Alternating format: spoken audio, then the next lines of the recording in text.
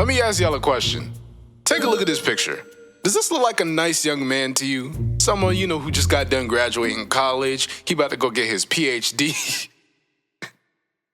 Let's be fucking real about it. Bro, this is a fucking thug. This is literally a thug. Have y'all ever just come across a thug in your life? I'm talking about like a real street nigga. Like a nigga that's been in the streets since for as long as you can remember. I'm talking about like someone who just has nothing else better to do at their time but be in the streets and absolutely just throw their life away. So I thought it'd be pretty cool and pretty interesting to talk about the 7 deadly sins of being a thug. Now, to talk about the 7 deadly sins, you gotta understand them. And the first one is pride, an inflated sense of one's accomplishments. Basically meaning a nigga who's flexing what he has. When it comes down to the pride of being a street nigga, it's more of like a power pride thing. As in, I got all these niggas behind me that could potentially get you killed. I got all the money, I got all the cars, I got all the jewelry. You can't tell them shit. They think that what they're doing is the right way. Now, I'm not saying that's all the hood niggas. It's a good majority of them. They think that that way is the only way. And you can't tell these niggas nothing. Hood niggas are the most hard-headed people that I know. And they're also some of the most materialistic people that I know, which segues into the next sin, which is greed. The excessive desire for materialistic things. I don't even really gotta say too much about this. All them niggas care about is money, bruh. The word job scares them niggas. They do what makes the quickest money possible. We all know what that is. Selling drugs, doing anything that has nothing to do with getting a job. It's what most of them are in that life for, is the quick and easy money. All these expensive cars, all this jewelry that be fake, all these designer clothes. It's like, y'all are trying to live a rich nigga lifestyle and you're not even fucking rich, bro. I'm not completely denying there are some hood niggas that are smart with their money. Like, they know what they be doing. When certain dudes be telling that story like, oh, I was in the gang life for a couple years, I got my money, I got out. Now they own fucking multi-million-dollar businesses and shit. But that's usually how some Ricos start. So yeah. But on to the next sin, which is lust, the unrestrained sexual craving. Now, when it comes down to the lust part of being a hood nigga, it's kind of fucking insane, bro. Like, they only have crazy bitches. They're always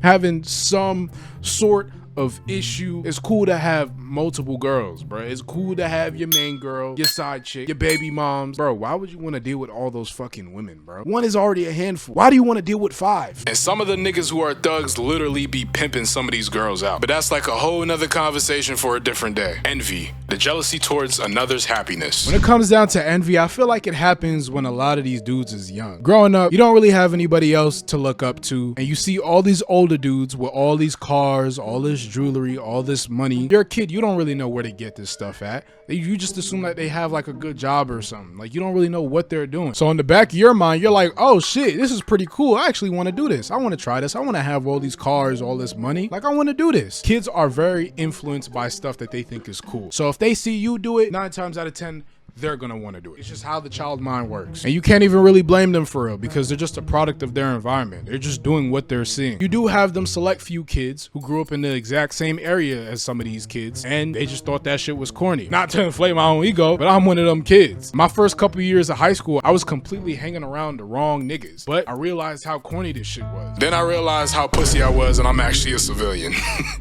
But on to the next sin, which is gluttony, to overindulge, especially by overeating. Gluttony would definitely have to go to the person who just doesn't want to leave the gang life. They don't ever want to leave it. They love it. They love every single second of being a thug, being a hoodlum. They love it. It was like they were put on this earth to try. If you think that's your calling, bro, go right the fuck ahead. I'm not gonna stop you. No one else is gonna stop you. There are some people out there, they live for the gang life. And the people that live for the gang life are usually the most angriest, which goes into the next sin, which is wrath, the uncontrolled feelings of hatred or anger. I feel like a lot of dudes who are in that life, they're just angry. Everything is done out of hatred. You know, you lose people, you get thrown in jail a lot, you come back, and then the cycle repeats itself. How could you not be angry at that? Like, you're losing someone like every other day, bro. And I'm just talking about the now. Back then, gangs were originally created to help out the community, but now it's about who got the strongest gang, who could take out more niggas. It's just like, bro, like, what the fuck happened? And the final sin is sloth,